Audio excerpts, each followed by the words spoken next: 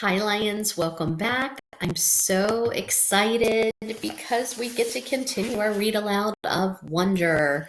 When we were reading yesterday, if you recall, in the middle of reading, I said this is definitely part of the falling action. So I want us to take a look at falling action from our organizer. So let me minimize. There we go. That way we can see the organizer. So remember, the action is how the conflict and the climax. Remember, the climax is where things really go really wrong. It's the you've climbed the ladder, you've gotten to the top of the problem, and then as things start to be resolved and solutions start happening, that's the falling action. So we're trying to get to the final resolution, and resolution is just the solution, just a fancy way of saying solution. So the conflict we had filled out yesterday, and that was because of, and actually let me zoom in a little bit larger. I cannot quite see that. So we said yesterday the conflict was because of the facial differences. Augie didn't have a lot of self-confidence in some circumstances because people reacted unkindly to his appearance by pointing, staring. We just saw yesterday by trying to beat him up even. And Julian bullies him because of these differences. And if you recall, way back a long time ago, we said the climax was when Augie was dressed in the Halloween costume and he overheard Jack talking about him, which was devastating. It was a crushing blow. And Jack had no idea because he didn't know Augie dressed as Scream. We started to see the problem, the climax, and the conflict started to be resolved. One of the falling actions that happened was Summer gave Jack the hint about why Augie was all of a sudden no longer his friend. And when Jack realized it, he had overheard him talking about him on Halloween. Jack then apologized and Augie accepted, which was, he didn't have to. It was pretty hurtful, but he did. I'm so glad he did because, it made Augie's life better and Jack's life better. It's a beautiful friendship they have, and they would have both missed out if Augie hadn't been willing to accept the apology, and if Jack had not, felt bad about it genuinely and asked for forgiveness. So, part of the falling action, part of resolving the way we're treating Augie is what happened when Amos and Miles and Henry and Jack all stood up for Augie when those seventh graders got physical with Augie and Jack. Because if you recall, after they did that and they got back to the movie, remember Augie saw Henry, Miles, and Amos whispering to the other students about what had happened. And then on the bus ride, all the students were like, "Hey, are you okay?" And they were kind of surrounding him with love and care. So this is all part of that event that happened when Amos, Miles, Henry, and Jack stood up and defended Augie. Is all part of the conflict being resolved. I'm so excited. Okay, so you can tell I like happy endings. So let's add here for the following action. Let me zoom in a little bit more because I cannot see that very well. Zoom, and that definitely zoomed things for us. Okay.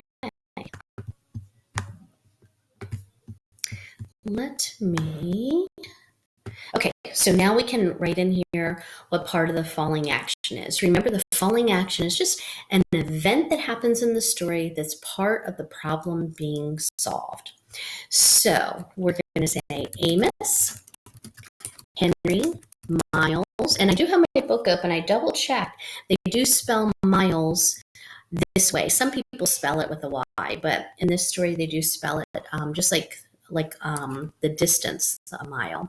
So Amos, Henry, Miles, and Jack all defended Augie when older students, I'm not going to say tried, they started a fight. I was going to say when older students tried to start a fight, but they pushed Augie and they pushed Jack. So they didn't try, they actually did. So I'll say Amos, Henry, Miles, and Jack all defended Augie when older students started fighting with him.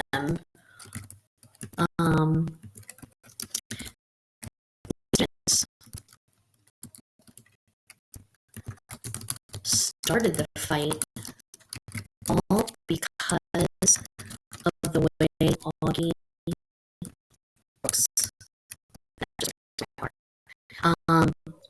Now, I think it's important that we add in here, after this happened, the other students from Beecher Prep, remember that's the name of the school where Augie attended. So after this happened, the other students from Beecher Prep started treating, started treating Augie with care and respect. I think it's important we add that because, not only does Augie now feel like he has gained new friends and Henry, Miles, and Amos, but it's changing the way his other classmates are treating him, which is a huge deal because before this, remember, Augie really only had Summer and Jack as his friends. Other people were still treating him unkindly. Okay, let's continue reading. And don't forget, you're not limited. Zoom back out so you can see this organizer. So you can see the whole thing again. Let's do this. There's 2 boxes for falling action and then the final resolution. Don't forget, you're not limited to how many boxes are in an organizer. We can always copy and paste if we feel like we need another text box. Or let's say there was only one event that was part of the falling action before the big resolution or solution, then we could just leave the other boxes blank or eliminate them, just delete them. So never feel like you're limited to how many boxes are on an organizer or that you have to fill all the boxes out. You just fill it out until you're finished with the information from the story. There's no magic number. It's not like you have to have 3 events that are part of the falling action or 3 events that are part of the rising action. There could be 5 events that are part of rising action and 4 falling action. It just depends. Okay, let's go ahead and get back to our read aloud, and I hope we have some more positive, happy things that happen that are events and examples of falling action, and I can't wait to see how the whole story is wrapped up and there's a final resolution. Okay, so the next chapter is called Voices in the Dark. Oh, no, I'm sorry. The next chapter is called Aftermath. Mom was waiting for me in front of the school along with all the other parents when the bus arrived. Mr. Tushman told me on the bus ride home that they had called my parents to tell them there had been a situation the night before, but that everyone was fine. He said the camp director and several of the counselors went looking for the hearing aid in the morning while we all went swimming in the lake, but they couldn't find it anywhere. Broarwood would reimburse us the cost of the hearing aids, he said. They felt bad about what had happened. I wonder if Eddie had taken my hearing aids with him as a kind of souvenir, something to remember the orc. Mom gave me a tight hug when I got off the bus, but she didn't slam me with the questions I thought she might. Her hug felt good, and I didn't shake it off like some of the other kids were doing with their parents' hugs. The bus driver started unloading our duffel bags, and I went to find mine while Mom talked to Mr. Tushman and Ms. Rubin, who had walked over to her. As I rolled my bag toward her, a lot of kids who don't usually say anything to me were nodding hello or patting me on the back as I walked by. Ready? Mom said when she saw me. She took my duffel bag and I didn't even try to hold on to it. I was fine with her carrying it. If she wanted to carry me on her shoulders, I would have been fine with that too, to be truthful. As we started to walk away, Mr. Tushman gave me a quick, tight hug, but didn't say anything. Just like Mr. Tushman, we love our students. I love my students at New Midway Woodsboro. The next chapter is called Home. Mom and I didn't talk much the whole walk home. And when we got to the front stoop, I automatically looked in the front bay window because I forgot for a second that Daisy wasn't going to be there like always, perched on the sofa with her front paws on the windowsill, waiting for us to come home. It made me kind of sad when we walked inside. As soon as we did, Mom dropped my duffel bag and wrapped her arms around me and kissed me on my head and on my face like she was breathing me in. It's okay, Mom, I'm fine, I said, smiling. She nodded and took my face in her hands. Her eyes were shiny. I know you are, she said. I missed you so much, Augie. I missed you too. I could tell she wanted to say a lot of things, but she was stopping herself. Are you hungry? She asked. Starving. Can I have a grilled cheese? Of course, she answered, and immediately started to make the sandwich while I took my jacket off and sat down at the kitchen counter. Where's Via? I said. She's coming in with Dad today. Boy, did she miss you too, Augie, Mom said. Yeah? She would have liked the nature reserve. You know what movie they played? The Sound of Music. You'll have to tell her that. So, do you want to hear about the bad part or the good part first? I asked after a few minutes, leaning on my head on my hand.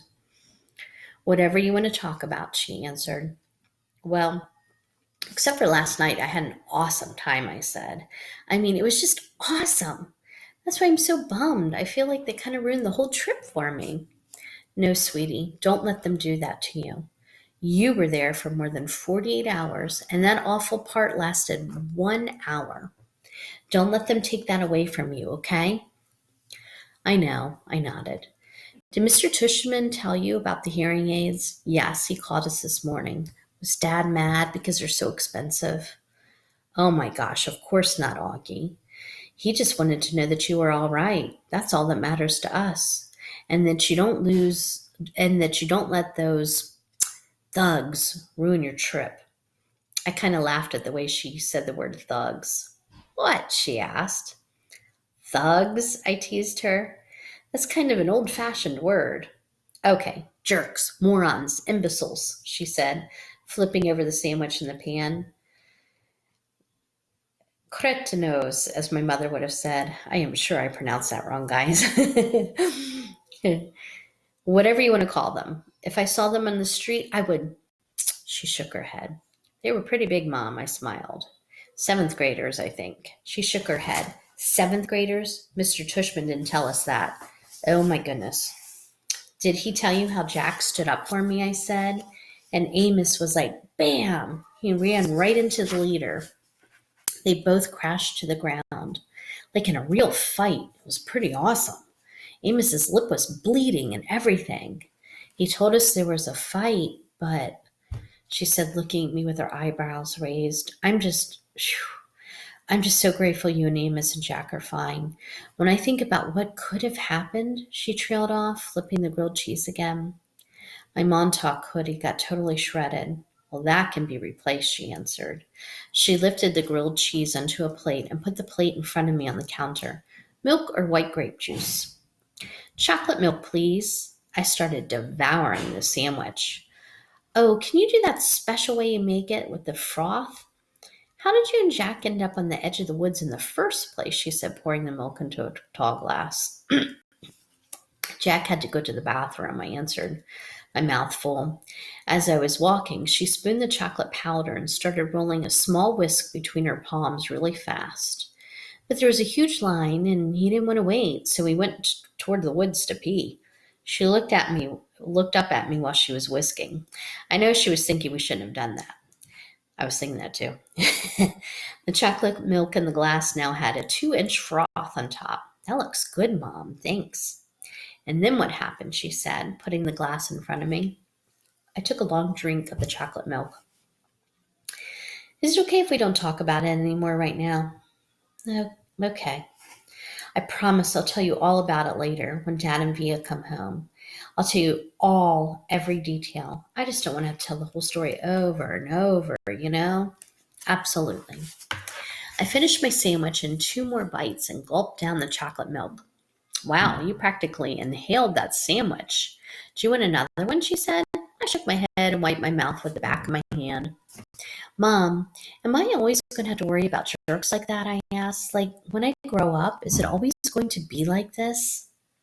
She didn't answer right away, but took my plate and glass and put them in the sink and rinsed them with water. There are always going to be jerks in the world, Augie, she said, looking at me. But I really believe, and Daddy really believes, that there are more good people on this earth than bad people. And the good people watch out for each other and take care of each other, just like Jack was there for you, and Amos, and the other kids. Oh, yeah, Miles and Henry, I answered. They were awesome too. It's weird because Miles and Henry haven't even really been nice to me at all during the school year. Sometimes people surprise us, she said, rubbing the top of my head. I guess. Want another glass of chocolate milk? No, I'm good. Thanks, Mom. Actually, I'm kind of tired. I didn't sleep too good last night. You should take a nap. Thanks for leaving me Babu, by the way. You got my note? She smiled. I slept with him both nights, she said. She was about to say something else when her cell phone rang and answered. She started beaming as she listened. Oh my goodness, really? What kind? She said excitedly. Yep, he's right here. He was about to take a nap. Want to say hi? Oh, okay. See you in 2 minutes. She clicked it off. That was Daddy, she said excitedly. He and Via are just down the block. He's not at work, I said. He left early because he couldn't wait to see you, she said, so don't take a nap quite yet. 5 seconds later, Dad and Via came through the door. I ran into Dad's arms, and he picked me up and spun me around and kissed me. He didn't let me go for a full minute until I said, Dad, it's okay. And then it was Via's turn, and she kissed me all over like she used to do when I was little. It wasn't until she stopped that I noticed the big white cardboard box that she had brought in with them. What is that? I said. Open it, said Dad, smiling, and he and Mom looked at each other like they knew a secret. Come on, Augie, said Via. I opened the box. Inside was the cutest little puppy I've ever seen in my life. It was black and furry with a pointy little snout and bright black eyes and small ears that flopped down. Bear is the next title. I bet that's what they named their new puppy. I tried to get Mr. Clifford to buy me a new puppy, but he wouldn't do it. We called the puppy Bear because when Mom first saw him, she said he looked just like a little bear cub. I said, that's what we should call him. And everyone agreed that that was the perfect name. I took the next day off from school, not because my elbow was hurting me, which it was, but so I could play with Bear all day long. Mom let Via stay home from school too. So the two of us took turns cuddling with Bear and playing tug of war with them. We had kept all of Daisy's old toys and we brought them out now to see which ones he liked best. It was fun hanging out with Via all day, just the two of us. It was like old times, like before I started going to school. Back then, I couldn't wait for her to come home from school so she could play with me before she started her homework. Now that we're older, though, and I'm going to school and have friends of my own that I hang out with, we never do that anymore. So it was nice hanging out with her, laughing and playing. I think she liked it too. All right, let's read one more chapter. The Shift. When I went back to school the next day, the first thing I noticed was that there was this big shift in the way things were, a monumental shift, a seismic shift, maybe even a cosmic shift. Whatever you want to call it, it was a big shift. Everyone, not just in our grade, but every grade, had heard about what had happened to us with the 7th graders. So suddenly, I wasn't known for what I'd always been known for, but for this other thing that had happened. And the story of what happened had gotten bigger and bigger each time it was told. 2 days later, the way the story went was that Amos had gotten into a major fist fight with the kid, and Miles and Henry and Jack had thrown some punches at the other guys too. And the escape across the field became this whole long adventure through a cornfield maze and into the deep, dark woods. Jack's version of the story was probably the best because he's so funny. But in whatever version of the story, and no matter who was telling it, two things always remained the same. I got picked on because of my face, and Jack defended me. And those guys, Amos, Henry, and Miles, protected me. And now that they'd protected me, I was different to them. It was like I was one of them. They all called me little dude now, even the jocks. And when they're calling him little dude, they're doing it now. What's called a term of endearment.